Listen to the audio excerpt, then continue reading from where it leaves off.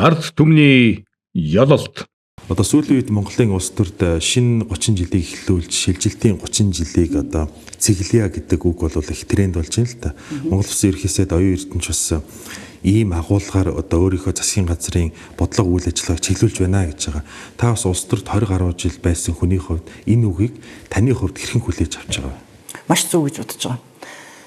Ер нь дэлхийн том чиг хандлага ч гэсэн бас дараагийн 2050 он хүртэл ногоон хөгжил хувьсгалаас гадна улс орноо зөв замаар явах, арчилсан байх, хүний эрхийг хүндэтгэх гэдэг нэг том бас засаглалын томоохон өөрчлөлт. Заавал тэр засаглал нь өөрөө зөв байж иж бас энэ өөрчлөлтүүд бол явагдана л да.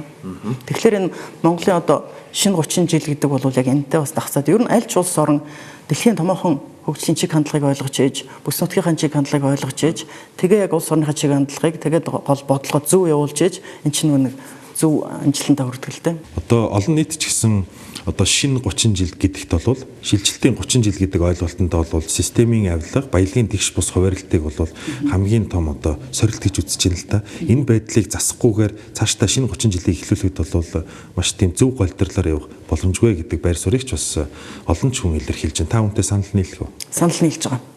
Одоо бид нар чинь 90 оноос хойш ямар ч байсан аж амьдрал бол ингээд дээшлэнэ, шинэ систем рүү орлоо, нээлттэй Монгол улс боллоо, тийм ээ, ардчил руу орлоо.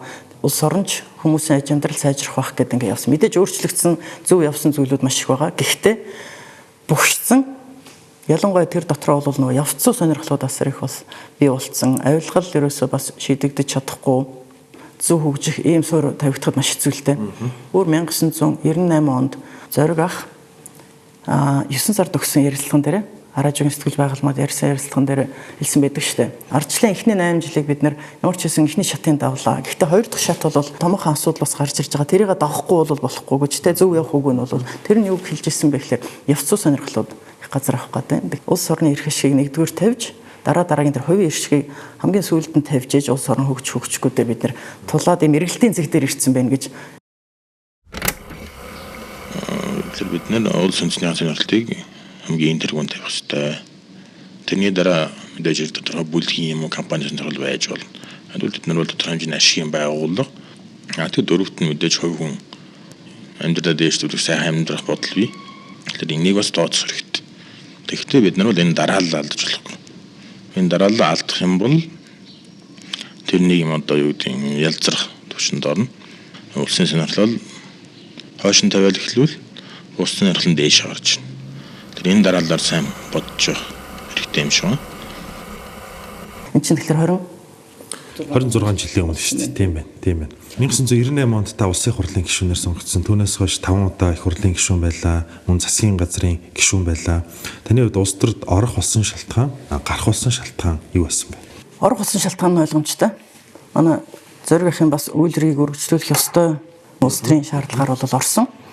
Ороод юутаж энэ авилгалтай тэмцэх, явцсан сонирхолтой тэмцэх, энэ чиглэлээр дуу хоолойгоо нэмэрлэх, авилгалтай тэмцэх хууль, сонгуулийн ажлын хэсгүүдийг бас дараалгах үед юм уу, мэдээллийн нээлттэй байдлын тухай хууль гэдэг энэ сайн заслын чиглэлээр эхний хэдэн жилүүдэд маш эрчимтэй дуурж бас ажиллаж исэн. За тэгээд ер нь 17-8 жил парламентод өөрийн гэсэн орон зайтай, өөрийн гэсэн байр суурьтай байсан боловч ер нь аль ч 3 дахь намд орон зайгаа суудлынхаа хувьд тэлэх боломж бол тухайн улс төрийн тогтолцооноос бол боломж байхгүй байсан нь бол зөвхөн манай нам дээр ч биш аль ч 3 нам дээр харагдсан л та. Тийм болохоор 2016 онд сонгуульд дэвшээгүй. 2023 онд үндсэн хуулийн өөрчлөлт хийж одоо сөрөг хүчний орон зайг тэлэх, нийгмийн сегментүүдийн төлөөллийг оруулахад одоо хэр бодиттойгоор хувь нэмэр оруулж зохицуулт хийж чадна гэж бодож байгаа. Одоо холимог систем нэвтрүүлэх нь тэр нь үндсэн хуульдаа орсон бол Монгол улсын улс төрийг за тэгээ ер нь энэ цаашдын хөгжлийг тогтворжуулах маш их чухал гэж би бодож байгаа. Яагаад вэ гэхээр нөгөө 90 оноос хойш бол бас харагдсан шүү дээ 30 жилд. Сонгуулийн дүн ингээд дандаа савлаад байдаг. Савлаад ахлаар сонгогчдын санал ингээд юу 50-60% савлаад байгаа мөн гэхэлэр тийм биш. Сонгогчдын санал нэг 5 юм уу 10% савлахад үр дүн нь 30-40-50-60% ингээд савлцдаг. Тийм ээ. Тэгэхээр энэ өөрөө манай улсын хөгжлийн бөгөөд улс төрийн тогтвортой байдалд сөрөөр нөлөөлөд байдаг. Дээрээс нь олон дуу хоолой байгаа тийм ээ. Олон улс төрийн намууд байгаа. Тэдгээрийн дуу хоолой пропорционалаар шатандаа тэр хуваараа 5% байна уу, 10% байна уу, 20% нэгэд орж ирж ээж нийгмийн тэр төлөөлөл чинь их хурл дотроо шийдвэр гаргалтандаа орж ээж зөв шийдвэр дандаа гардаг тийм ээ. Тэгэхээр энэ нь бол маш их зөв үр дүн болох байх гэж би найдаж байна. Тэгээсээ ч гэж бодож байгаа. Дээрээс нь энэ үндсэн хуулийн өөрчлөлтийн сонгуулийн хуулинд орсон тэр эмэгтэйчүүдийн квота шүү дээ. 30% дараагийн сонгуулиас 40% сүүлжин гэдэг бол маш их дэвшилттэй, маш их зөв заалтууд. Өнгөрсөн жил та зориг агсны одоо хөшөөний өмнө бол мэдээлэлхээр зүйл хийсэн л дээ. Одоо хувийн хувьд итгэл үнэмшил төрөөгүй тэднийг сулсан нь бол зөв өө гэдэг байр суурийг илэрхийлсэн. Та ямар учраас ийм байр суурьд хүрэх болсон бэ? Зориг ахыг хөнөөсөн хэргийн авц хэрэгтэй танилцах боломж анх бид нэр тохирогчд бол олдож байгаа. Ягаад гэвэл мөрдөн байцаалд ерөнхийдөө дуслаа. Хэргийг оллоо шийдлээ шүүх рүү шилжих гэж байгаа учраас гэдэг. Тэгэхээр тэр хавц тэрийг тэр олон мянган хуудсыг яг бүгдийг уншсан хүмүүс бол цөөхөн баг. Яг уншсан хүний хувьд бол үнэхээр итгэл үнэмшил төрхөөргүй одоо энэ Чингис Содном Даржаа Монголбаатар хийсэн гэдэг бол үнэхээр төрхөөргүй.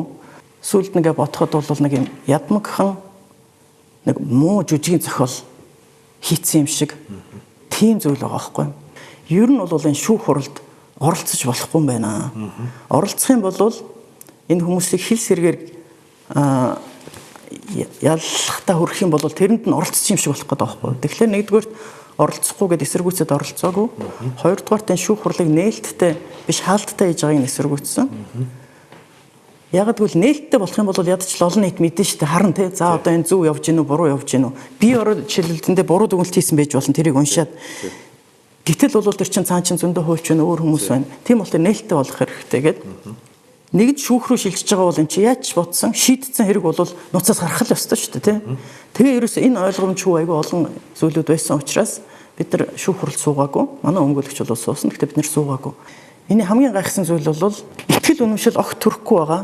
Энэ үнэхээр энэ хүмүүс хийсэн гэдэг нь ерөөсө батлагдахгүй байгаа тэр агуулга дээр яллаад явцсан дээр бол би бас үнэхээр гайхсан.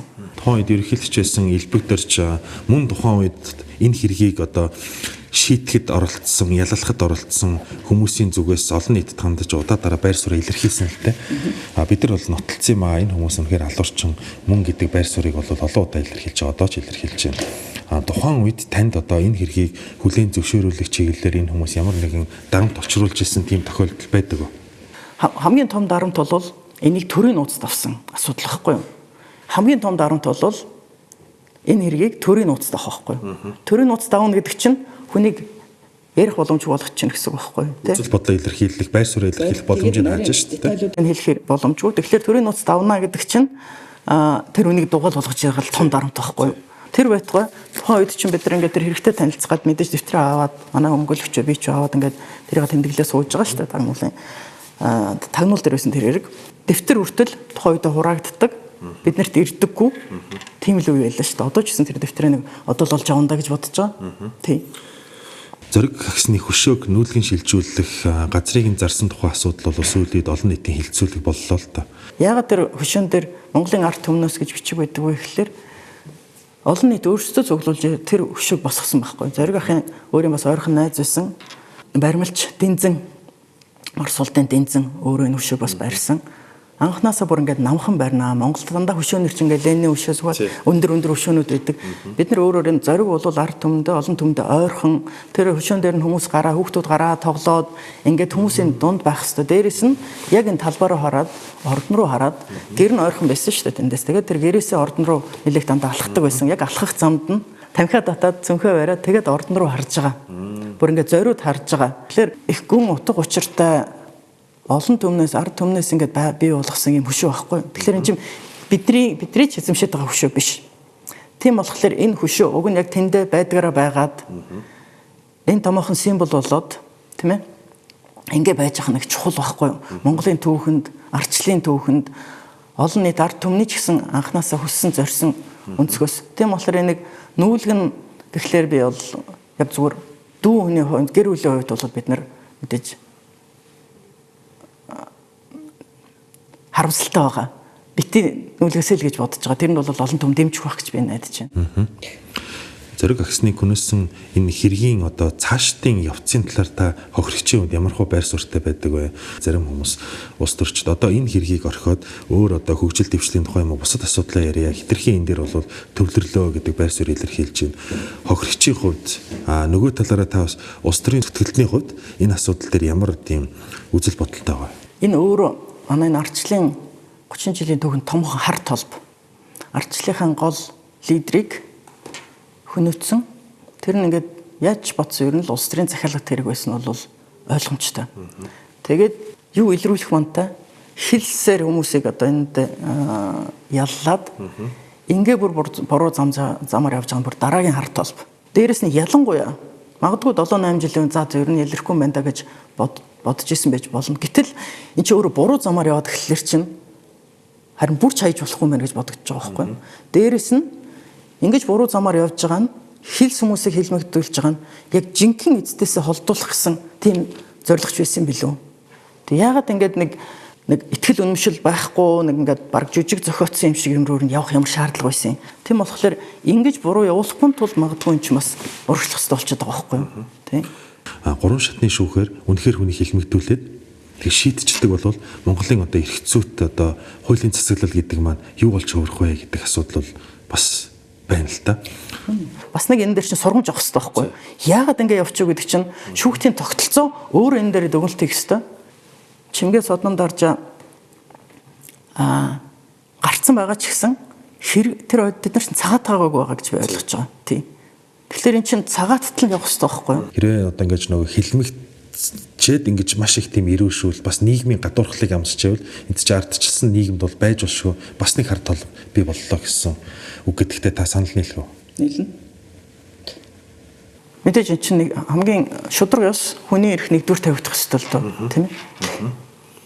Тэгээд тэр цаан ч хүмүүсийн амьдрал байна, хүүхдүүд байна, гэр бүл байна тийм аргагүй шүү дээ. Монгол ардын намын дараа Монгол Улсын ерхийсэд оюун эрдэнэ жагсаалтын эхэндээ бол улс төртэй ямар ч хамааралгүй одоо гадаадад одоо өндөр боловсрол эзэмшсэн гэж байгаа тэр залуучуудыг бол жагсаалтын нэгээс ахуулаад тавилаа л та. Хандлагыг та юу гэж үзэж байгаа?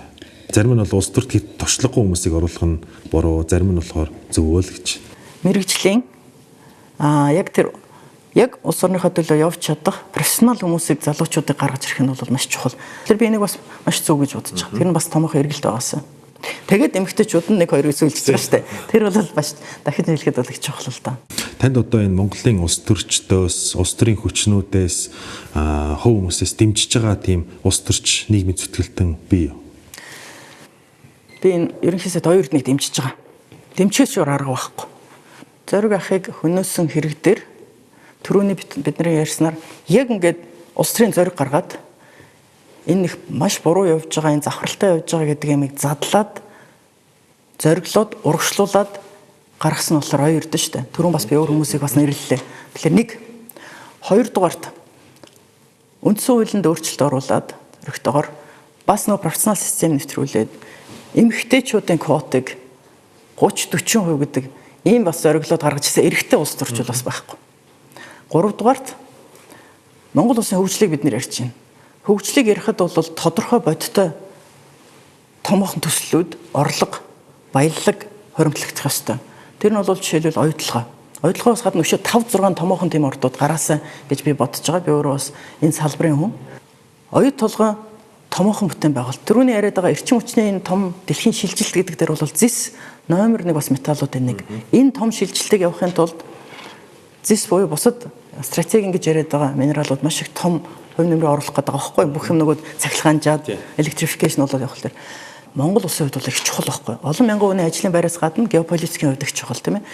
Тэгэхээр энэ дээр 2-3 жилийн өмнө дэвшил авцраад нөгөө 2.5 билүү 6 тэрбум долларыг цайруулж чадаад тэг үний уурхайг нэлгээд урагшлуулж чадсан бол Монгол улсын хувьд бол маш чухал зүйл байхгүй.